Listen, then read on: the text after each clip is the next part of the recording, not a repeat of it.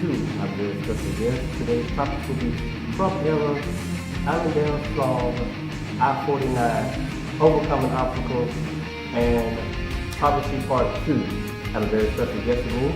Do you mind introducing yourself? I'm Brossett. I am co-chair of the Allendale Strong Committee, and we're just wanting to do what we got to do to keep this highway from coming through our neighborhood. Right. That was interesting. I want to just thank you for your time for coming out today, and we're going to have a great show.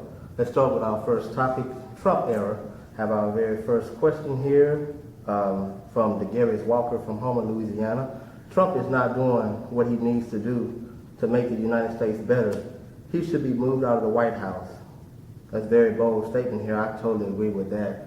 It just seems like ever since he became the president, he's just not doing what he needs to do. Don't get me wrong, the man just says what he wants, when he wants, and money is the root of it all, right? Well, I'll tell you, if it hadn't been me and it was my final decision to have him in the White House, he wouldn't be there. But now, since he is in there, he is our president. Whether we want to say he is our aunt, but he is our president. What I would like for him to do is show better respect for other people than he does, even for the media. He doesn't treat them right. He dogs them out. He calls them names and what have you.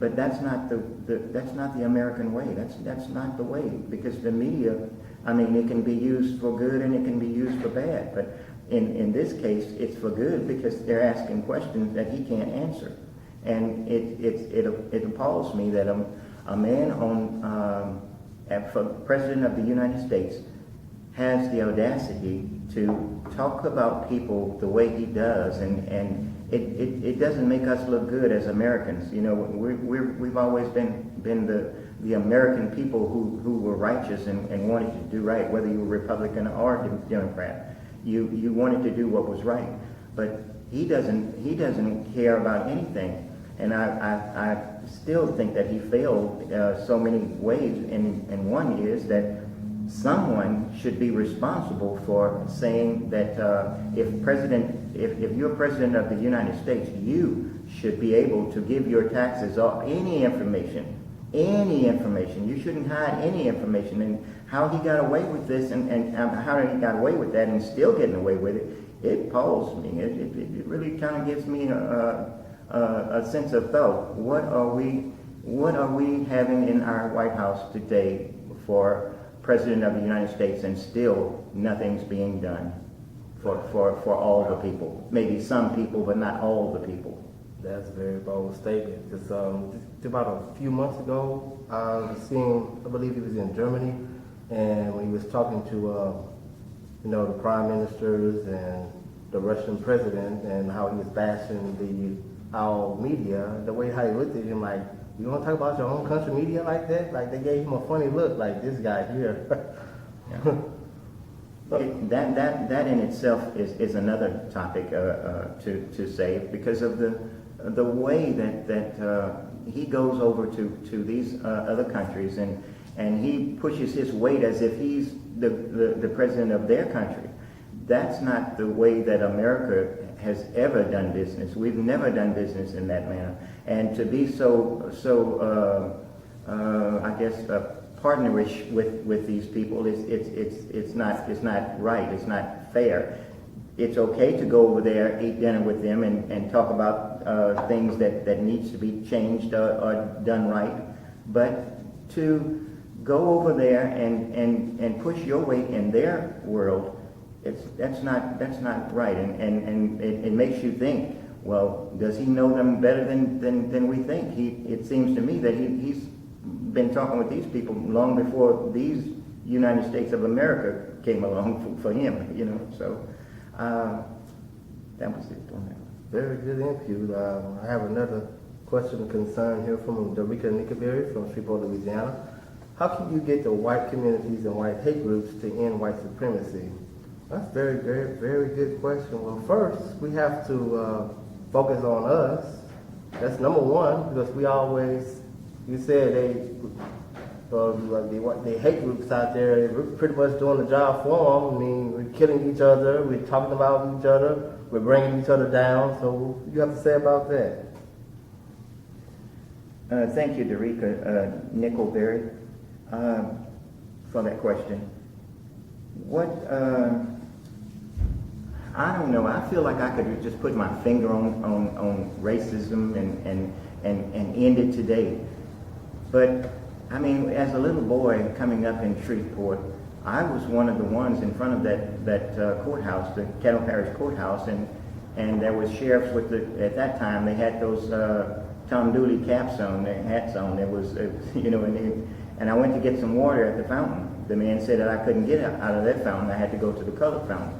But little as you know, I had gotten all the water I needed when I drank out of there. So he said, you got to go over there and use the one the colored folk use.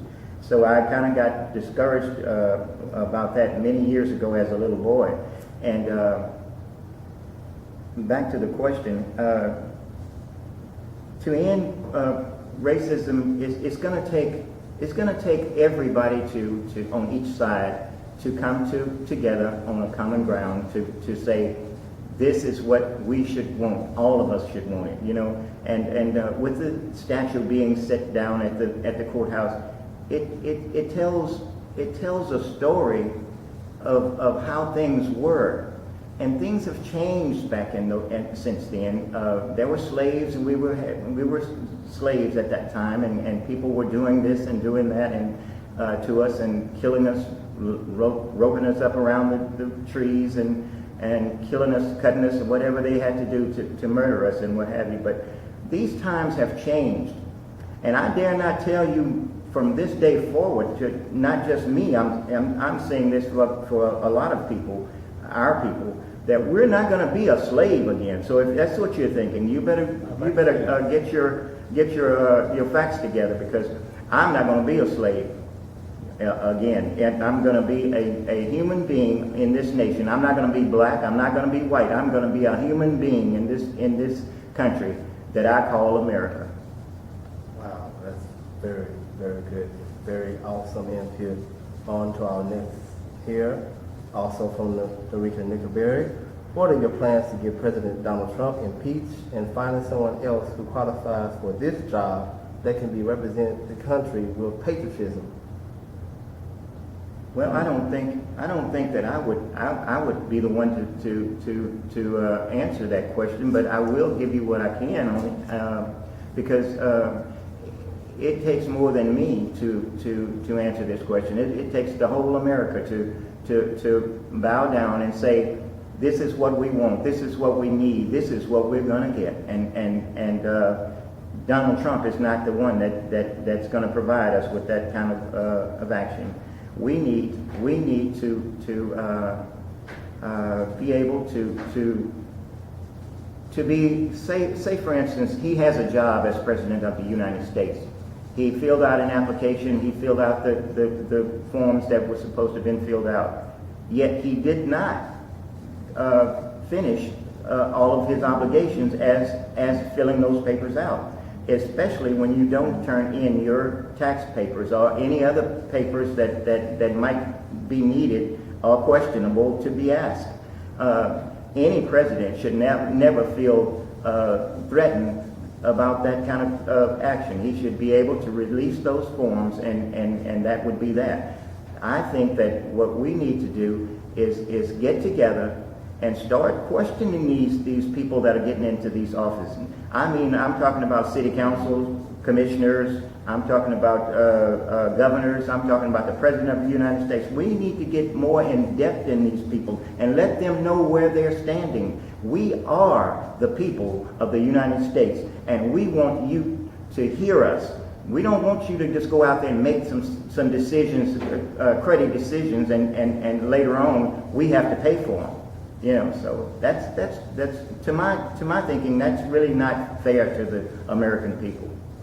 Very, very awesome input. And they have also answered this next question: why haven't Trump been impeached? Just like you said, we as people come together. It's up to us. We want him impeached, and is up to us. Also, how can Trump become a president when he lacks skills such as communication skills, respect for others, and seems to have no empathy or interpersonal skills? We were shown proof that his ballot was stuffed, but nothing was done about it. Ms. Jody, Shreveport, Louisiana.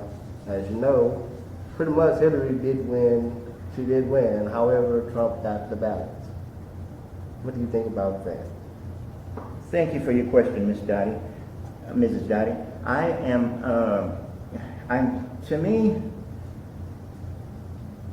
his skills are very questionable, not only to me, but to thousands and thousands and thousands of people that can see it. I'm on Facebook pretty much every day, and I see how people are speaking on there, and they're saying that if Trump can be a president of the United States, that means that something is wrong in the system. Something went terribly wrong that night that the voters voted Hillary Clinton in for president, and then the tables turned, and when we cried out foul, he never wanted to hear it. But it seems to me it's so crazy that a man would mention in his candidacy that people would. Well, if I lose, I know it's going to be something going wrong. Well, he already painted the picture for America. Who are the people after a president is being put into office? Who are the people who say yay or nay to these people that are getting into office? And if they're questionable, why won't they do the questions that they need to do? I'm really liking this. This is some good stuff here.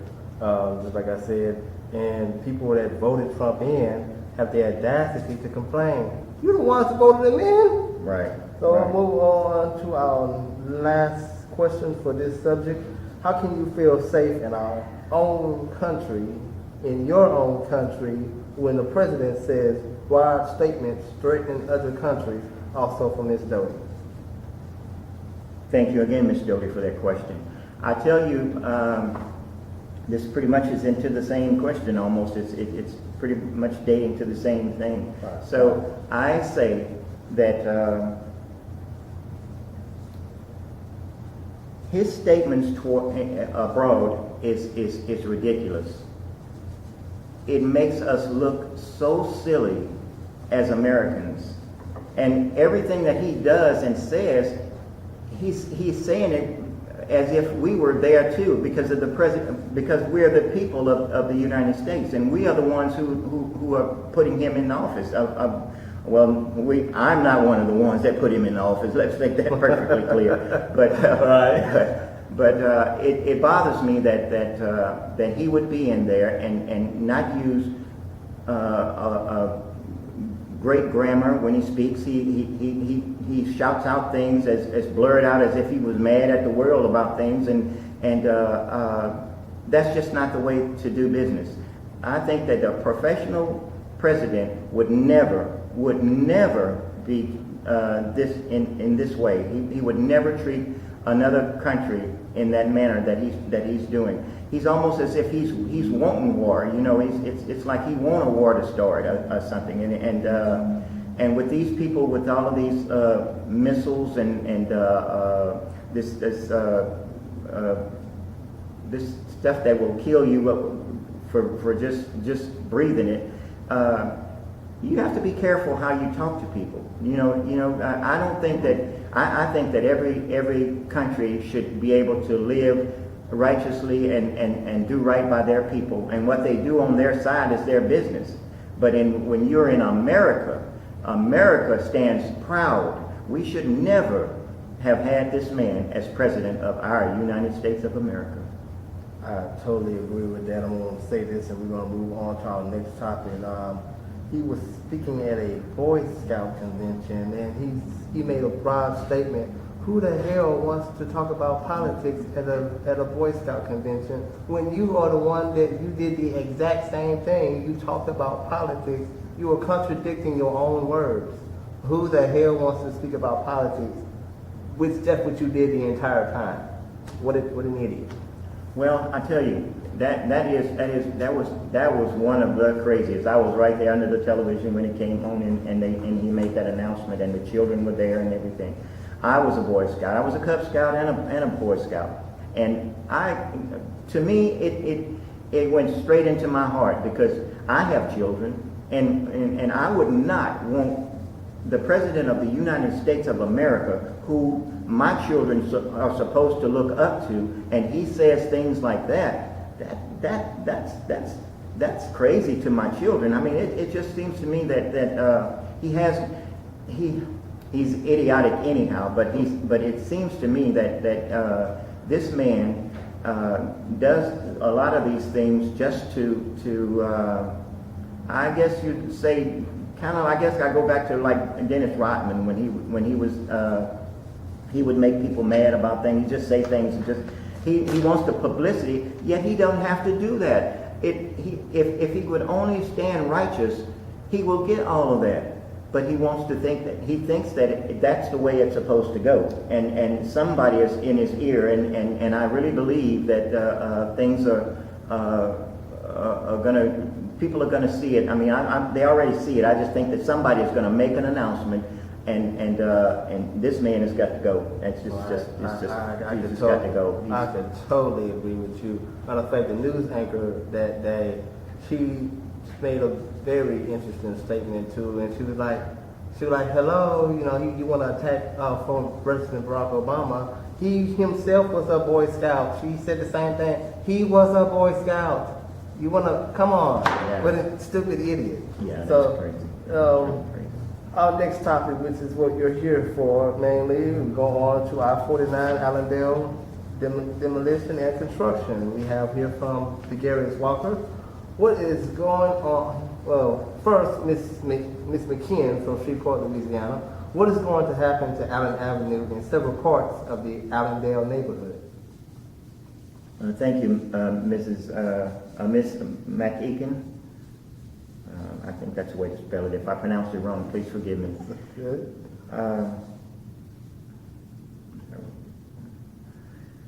Well, this is what I think.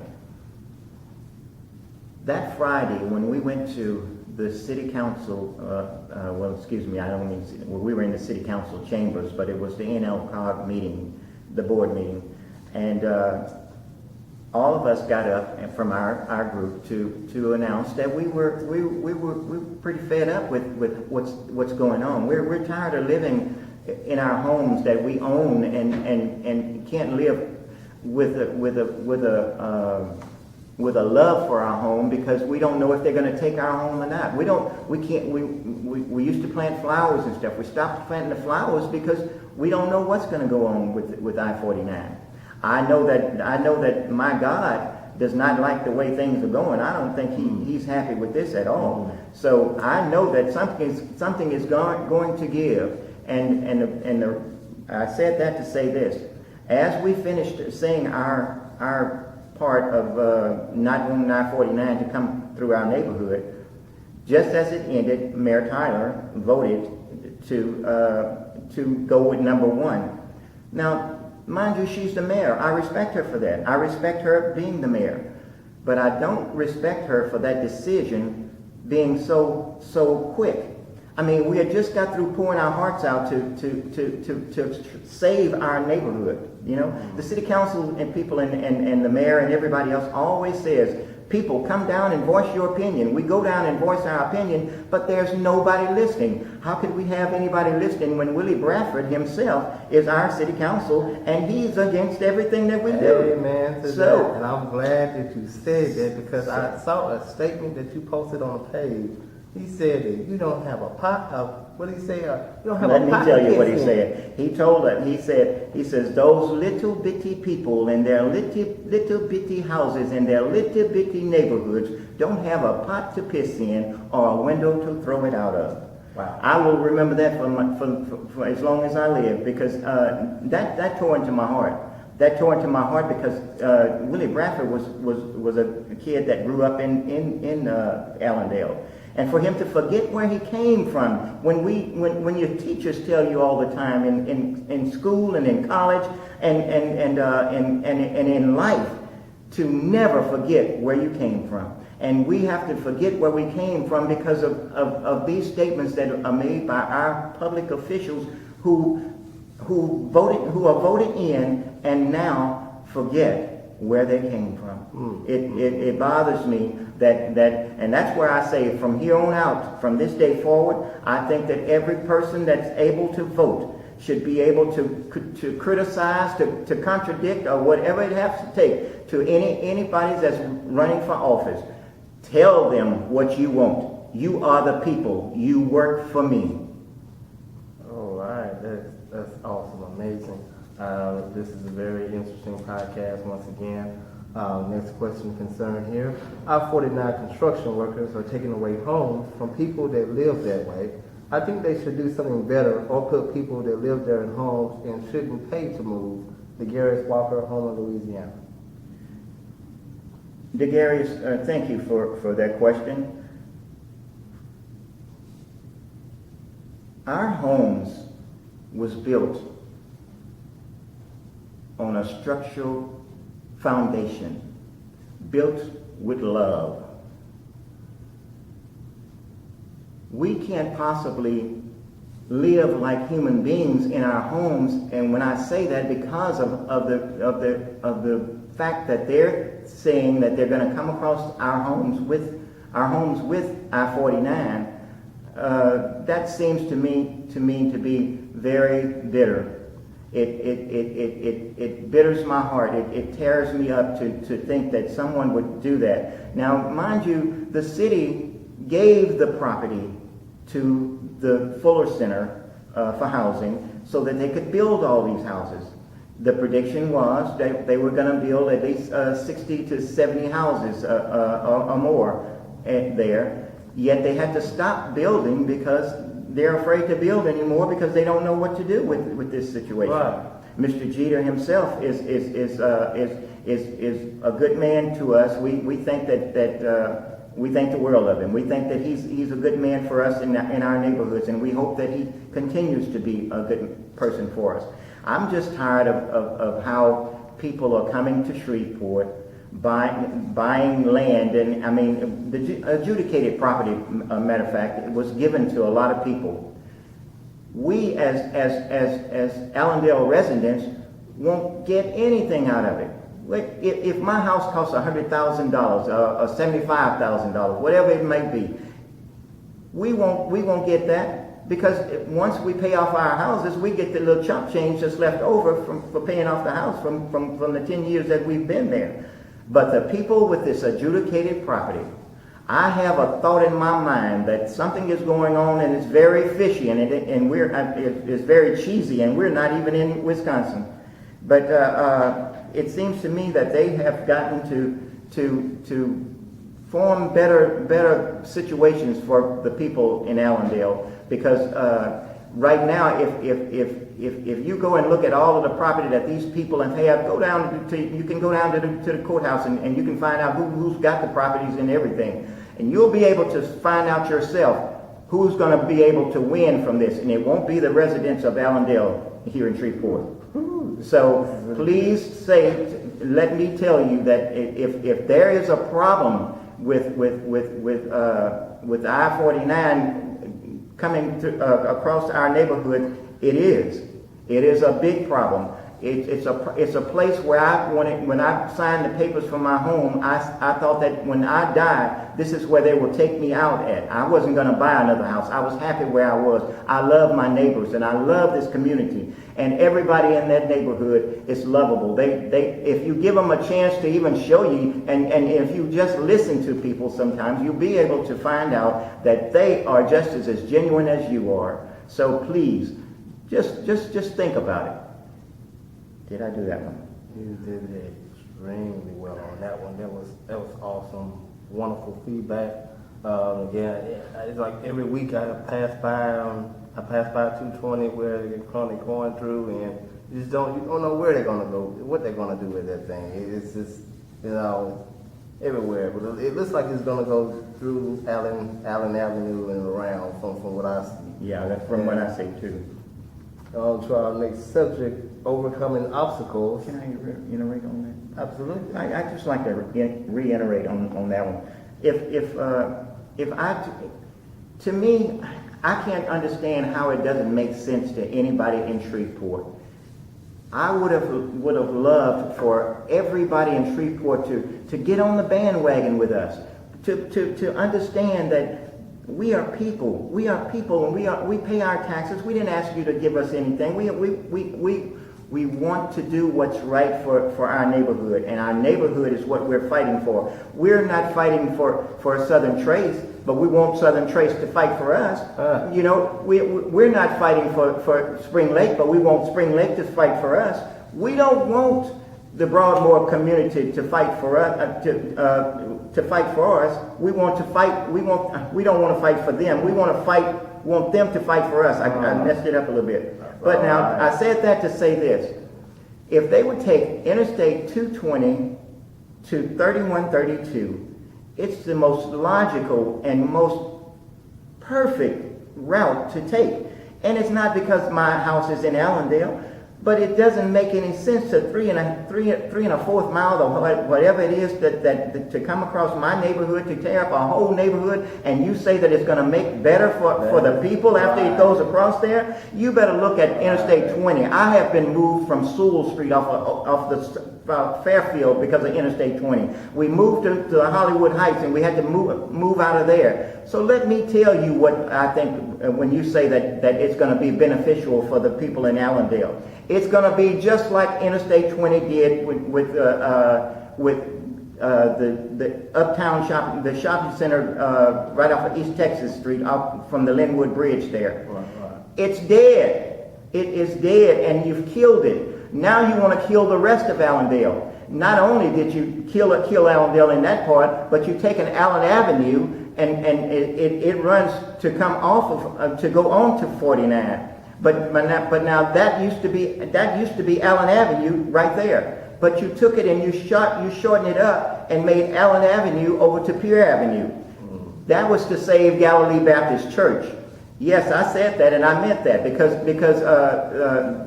at that time the state representative Roy Burrell he goes to church there. Well, why wouldn't he want to take care of his church? I want to take care of my church, and I want to take care of my home. That's exactly why I'm here today. I'm telling you now that we will not